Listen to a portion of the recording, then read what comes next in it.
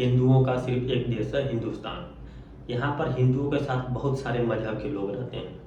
एक शांति प्रिय समुदाय भी रहता है, जिसे हम शांति कौम या शांति दूत के नाम से जानते हैं। आज रामनवमी के दिन कई जगह पे पथराव किए गए, हिंसा की गई शांति कौम के द्वारा।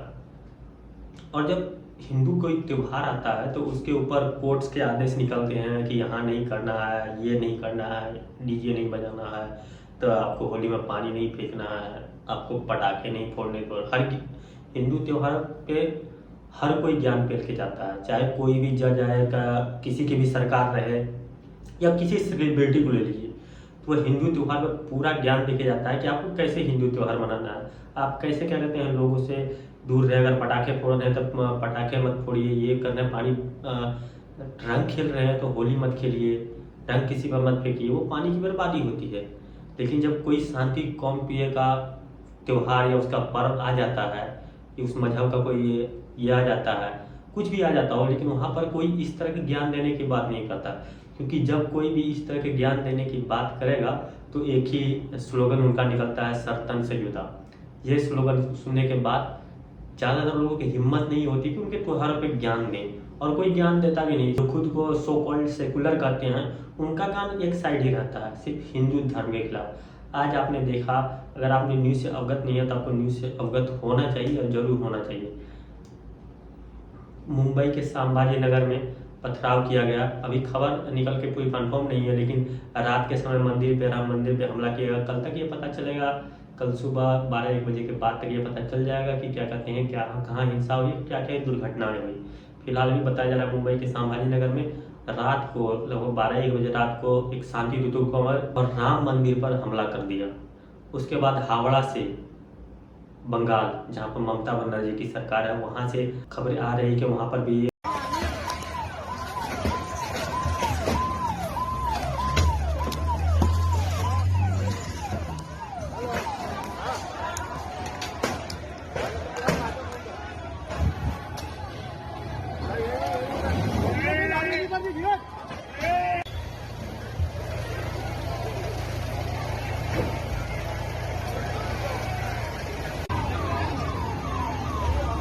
रामनवमी का जो जुलूस निकाला गया था उसके ऊपर पथराव किया गया। और ममता बनर्जी का साफ कहना था उस पर क्या, कि मैंने आपको पहले ही चेताया था, आपको बताया था कि आप इस इलाके से मत निकलिए। मतलब उनका कहना था जहाँ पर मुस्लिम बाहुल इलाका है वहाँ से आप जाएंगे तो यह सामान्य सी घटना है। अब हिंदुओं को कोई किसी और देश में शरण लेनी पड़ेगी आने वाले समय में, ऐसा ही लग रहा है। जिस तरह का माहौल इस देश में क्रिएट हो रहा है, जिस तरह की चीज़ें हो रही है, हिंदुओं को नए देश की आवश्यकता होने वाली है। और हिंदू इसी तरह न कभी न कोई कुछ बोलेगा, न कोई कुछ करेगा, न कोई, बस इन्हें अपने काम से मतलब है, ज़्यादा कुछ नहीं। राम मंदिर पर हमला होता है, इन्हें हमें कोई फर्क नहीं पड़ता। या रामनवमी के जुलूस पे कोई हमला कर दे, हमें कोई प्रॉब्लम। वो मुस्लिम बाहुल निकला था उधर, हमें जाना ही नहीं चाहिए। पुलिस भी बताती है कि मुस्लिम बाहुल इलाके में रामनवमी का जुलूस क्यों दिया। भाई, इस देश का कानून एक है, या मुस्लिम बाहुल इलाके के लिए अलग कानून और हिंदुओं के लिए अलग कानून है। जिस तरह उसे माइनॉरिटी के अभी तक पता नहीं कौन सी क्या लोग कर रहे हैं, उसे भी माइनॉरिटी माना गया है अभी तक। जबकि 10% बिलो जो होते हैं उनको माइनॉरिटी कहा जाता है, आज वो माइनॉरिटी कार्ड निकलते हैं। और शांति दूत हमेशा शांति कौम, ये जो समुदाय है इसके बारे में आप जितना कहेंगे और जितना करेंगे उतना कम है। और दिल्ली के जहांगीरपुरी इलाके में भी इस तरह की घटना का पता चला है कि इस तरह की वहाँ पर वारदात हुई है। लेकिन ये कंफर्म करना होगा पूरी तरह से कि कहाँ पर क्या हुई है। कुछ संभावित जगह थी जहाँ पर ये सब चीज़ें हुई हैं। ये जो एक शांति प्रिय समुदाय के द्वारा ये सब चीज़ें, एक डरे हुए लोग जो हमेशा डरे हुए रहते हैं, डरे डरे में आप सर तन से जुदा कर देते हैं। और उसे डिफेंड करने के लिए भी लोग भी खड़े हैं उनके पीछे, इसलिए वो लोग डरे हुए हैं और डर डर कर सर तन से जुदा करते हैं। लोगों को चाकू मार दिया जाता है, किसी की गला रेत दी जाती है। आपने देखा इस देश में क्या क्या नहीं होता है। और आप बंगाल जैसे राज्य से क्या ही एक्सपेक्ट कर सकते हैं जहाँ पर इस तरह से हो रहा है कि वहाँ से हिंदू पलायन कर रहा है बंगाल से। तो जब बंगाल से हिंदू पलायन कर रहा है, वहाँ से आपने न्यूज़ पढ़ा होगा, देखा होगा, नहीं होगा तभी आप सर्च कर सकते हैं किस तरह से बंगाल से हिंदू पलायन कर रहा है। तो उस राष्ट्र का क्या ही होगा। हिंदू को तो किसी अन्य राष्ट्र में शरण लेना पड़ेगा आने वाले समय में, या तो ये मिट जाएंगे या इन्हें मिटा दिया जाएगा, या फिर ये सोए सोए कन्वर्ट हो जाएंगे। जैसे पहले जब मुगल आए तो हमारे बहुत सारे भाई लोग कन्वर्ट हो गए डर के मारे। डर के मारे उन्होंने सलवार पहन लिया। ये सब चीज़ें अब कहीं भी आम नहीं रही है। ये हर जगह आपको हिंदू त्योहारों पे अदालत का एक फरमान निकल के आता है। अभी सुनने में आया बिहार के बेगूसराय में लगभग 60-70 डीजे जब्त कर लिए गए बिहार पुलिस के द्वारा, क्योंकि उनका कहना था कि अगर आप यहाँ पर डीजे बनाएंगे तो माहौल ख़राब हो जाएगा, डीजे बजाएंगे रामनवमी में। तो पुलिस किस लिए है भाई, जब डीजे बजाएंगे माहौल ख़राब होगा। लेकिन पुलिस कौन, तब पुलिस को ये आश्वस्त करना है कि यहाँ पर माहौल ख़राब ना हो। पुलिस उल्टा ही उन लोगों को पकड़ती है जो एक अपने पर्व को भी नहीं मना सकते, अपनी रामनवमी को सेलिब्रेट नहीं कर सकते अच्छे से। मतलब पुलिस का एक नोटिफिकेशन आता है कि भाई ऐसा मत करो तो ऐसा हो जाएगा। भाई तुम्हारा काम है सुरक्षा देना, हमारा काम नहीं है। जब तुम सुरक्षा नहीं दे तो पुलिस का है, तो पुलिस की नौकरी छोड़ दो, फिर आ जाओ।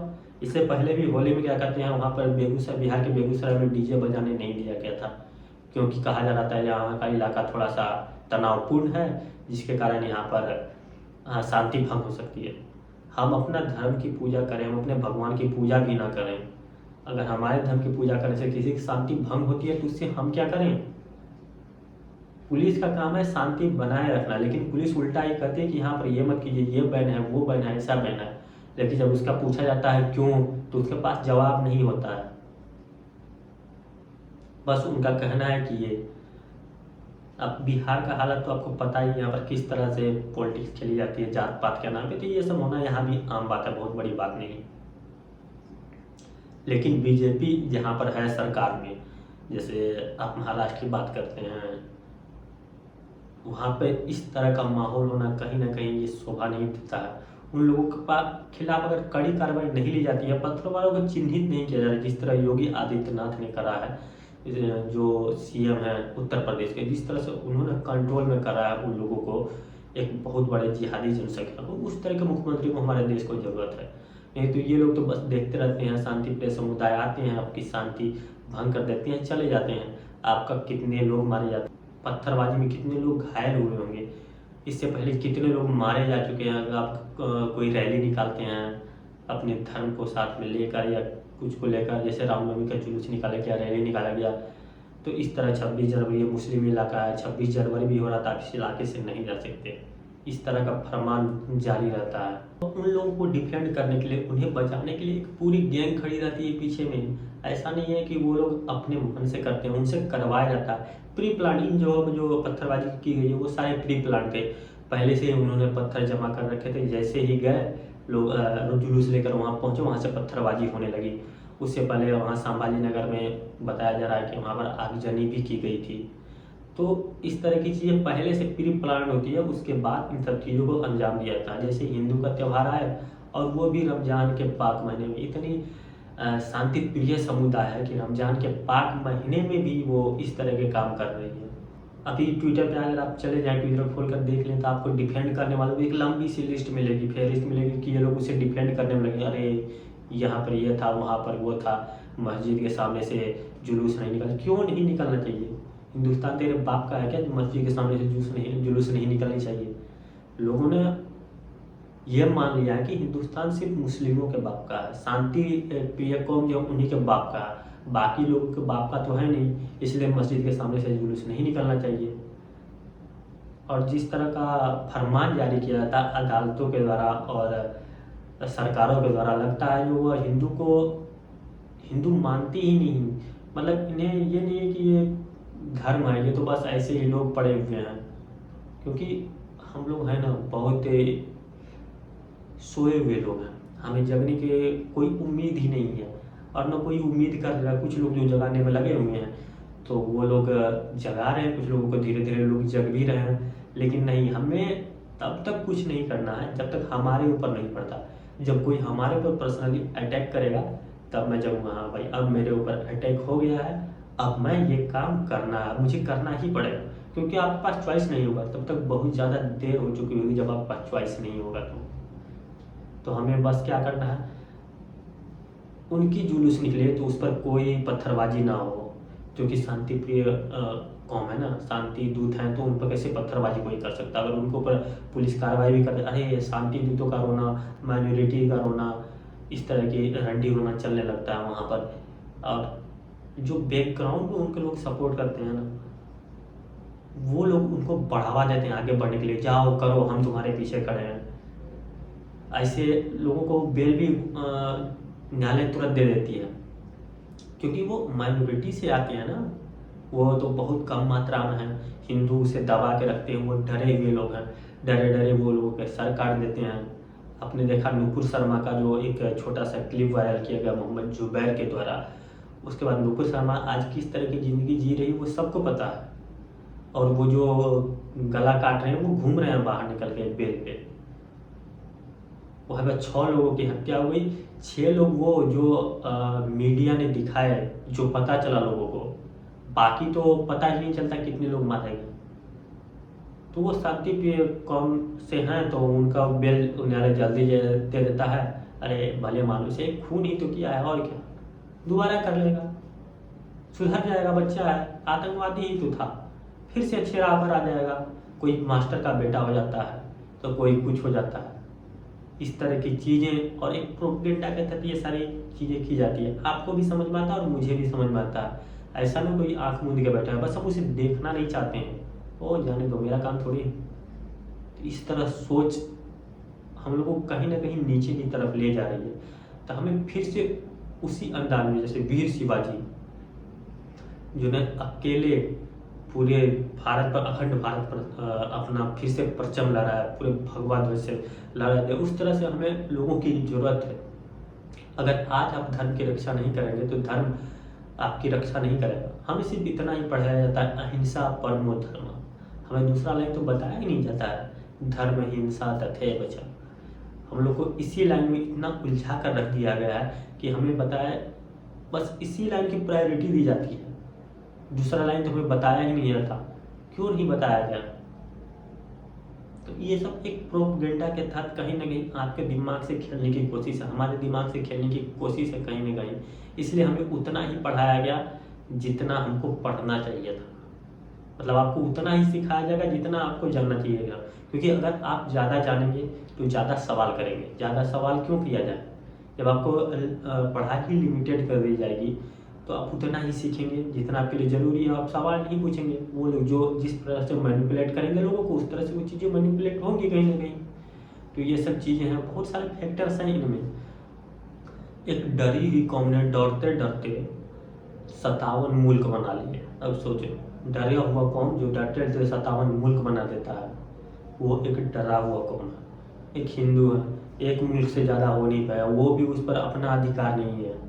हिंदुस्तान भी हिंदुओं का नहीं है, वह हिंदुस्तान हुआ तो सबके लिए हुआ। जब हिंदुस्तान से एक पाकिस्तान बना तो पाकिस्तान सिर्फ एक सेपरेटेड लोगों के लिए हुआ, मुस्लिमों के लिए हुआ। लेकिन जब वो हिंदुस्तान बना तो हिंदुस्तान सबके लिए हुआ, चाहे मुस्लिम हो, हिंदू हो, क्रिश्चियन हो, पारसी हो, जो जो हो, जिनका सबका हिंदुस्तान है। लेकिन जब एक राष्ट्र, 2 राष्ट्र टूटे इंडिया से, एक बांग्लादेश, आप जो हाल फिलहाल में देखते हैं, बांग्लादेश और पाकिस्तान दोनों धर्म के आधार पर बने और दोनों मुस्लिम राष्ट्र बने। लेकिन जब भारत बना तो वो सेकुलर राष्ट्र बना। सो कॉल्ड सेकुलर लोग यहाँ पर पैदा होते हैं जो एक साइड का ही दिखाते हैं, आपको दोनों साइड नहीं दिखाया जाएगा। जो सेकुलर है तो वो भी एक साइड ही देखते हैं, उनका फोकस ये है वहाँ पर कि उन्हें क्या देखना है या आपको क्या दिखाना है, बस उतना ही है। वो अगर इस साइड का ही दिखाएंगे, आपको इस साइड का नहीं देखने देंगे, तो आपको इस साइड की भी देखने की ज़रूरत है। तो आप कहीं ना कहीं इस से बाहर निकलेंगे तब आपको दूसरा साइड दिखेगा। आप यहाँ पर सो कॉल्ड सेकुलरों की कमी नहीं है इस देश में। हर मतलब आतंकवादियों के लिए जिस देश की अदालत रात के 2 बजे खुल जाता हो, उस देश का संविधान कितना मजबूत होगा ये आप और हम अच्छी तरह से समझ सकते हैं। जिस देश में आतंकवादियों का ह्यूमन राइट्स होता हो, चलो ह्यूमन राइट्स एक चीज़ है, अलग है, ठीक है ह्यूमन राइट्स है, लेकिन जिस देश को आतंकवादी बचाने के लिए, आतंकवादी को फांसी ना हो, बचाने के लिए रात के 2 बजे कोर्ट को खोला जाता है और सुनवाई होती है, उस देश में आप सोच सकते हैं कि उसका संविधान कितना कमज़ोर हो गया आज के दिन में। एक समय हुआ करता है जब वो था तो शायद उस समय की ज़रूरत के हिसाब से बनाया गया था, लेकिन आज की ज़रूरत ये संविधान नहीं है, इसमें बदलने की ज़रूरत है। ऐसा मैं नहीं कह रहा कि संविधान को पूरा चेंज कर दिया, दूसरा कोई संविधान लाके सरकार ला के डाल दे, नहीं, उन सब चीज़ों को मजबूत करने की ज़रूरत है, जो जिसके बदौलत वो रात के 2 बजे भी कोर्ट खोल सकते हैं आतंकवादी के लिए। बाकी आप खुद समझदार हैं। तो आप भी सोचिए इन मुद्दों पर। अगर आप लिखते नहीं हैं तो लिखना शुरू कर दीजिए। आप फ्रंट पर जाके नहीं लड़ सकते, बैकएंड से लड़िए। आप लिखिए, वीडियोज़ बनाइए, आप कुछ ना कुछ शेयर कीजिए ताकि लोगों तक वो जो एक्चुअल इन्फॉर्मेशन है वो उनके तक पहुँचे, ना कि वो आधे रास्ते में ही लटक जाएगा। अगर आप नहीं लड़ना चाहते फ्रंट पे, कोई दिक्कत नहीं, इसके लड़ने के लिए हज़ारों लाखों लोग तैयार हैं। बस आपको उनका सपोर्ट करना, उनको मोटिवेट करना है कम से कम आगे जाने के लिए, ताकि वो लड़ सके। उनको दिखना चाहिए कि बैक एंड से कोई हमारे बारे में लिख रहा है, हमारी बातें हो रही है बैक एंड से, तब तो कोई फ्रंट पे जाएगा। जब हम बैक एंड में बस सोए रह गए यार, जिसको लड़ने का काम है वो लड़े, हमारे घर से क्या ही जा रहा है, तो फिर तो नया देश खोजना ही पड़ेगा हिंदू को शरण के लिए। बाकी आप बहुत समझदार हैं, आपको पता है कि देश में क्या चल रहा है।